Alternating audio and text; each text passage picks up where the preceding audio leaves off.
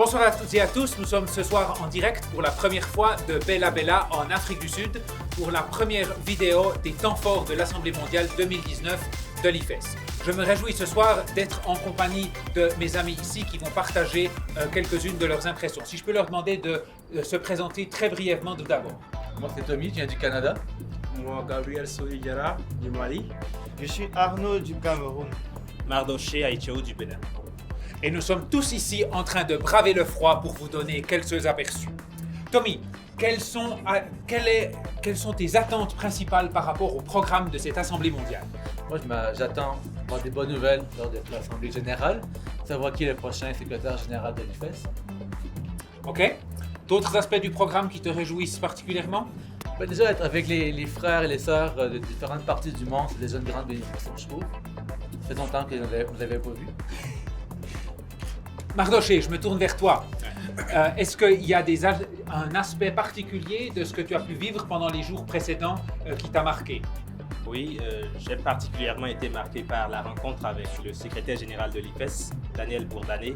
Nous avons eu l'occasion de l'écouter et d'écouter son parcours et de voir comment il est passionné par l'œuvre et comment Dieu agit à travers lui dans le mouvement.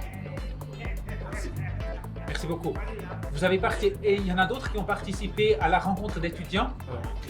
Et effectivement, moi j'ai participé à cette rencontre et j'ai été beaucoup marqué par les partenariats que nous pouvons nouer, la connaissance que nous pouvons faire avec d'autres étudiants de par le monde. Est-ce que tu as des exemples qui te viennent en tête comme ça de partenariats qui t'ont particulièrement frappé? Oui, je peux me souvenir justement de cette sœur de Ok, je peux me souvenir de quelques frères. Bon, en fait, je me rappelle, j'ai perdu la mémoire. D'accord. Et ton prénom? Gabriel. Gabriel, dis-nous un peu plus sur ton mouvement national IFES. À quoi cela ressemble? Qu'est-ce que vous faites? Ok, le mouvement IFES au Mali, ça ressemble à plutôt un arbre qui croisse parce que le mouvement aujourd'hui, sa rivière, comme vous le savez, on a eu à dessiner nos rivières. Franchement, le mouvement est en train de croître. Et chose qui est vraiment louable. Malgré bien qu'on a des petites difficultés, mais on s'arrive toujours à relever les fonds et puis à continuer petit à petit. Voilà, c'est ce que je peux dire du mouvement IFES. Ouais. Tommy, ce n'est pas ta première Assemblée mondiale, sauf erreur. Non, la deuxième. Comment c'est d'être un francophone à l'Assemblée mondiale? C'est réjouir qu'on n'est pas seul, parce que le Canada et les francophones sont minoritaires.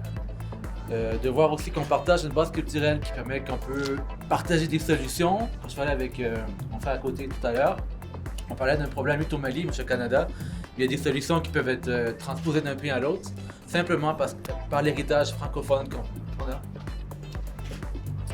Effectivement, c'est une des chances qu'on a dans l'IFES de pouvoir partager. On a une base commune et puis on peut ensuite s'encourager, être des messagers d'espoir dans l'Assemblée mondiale.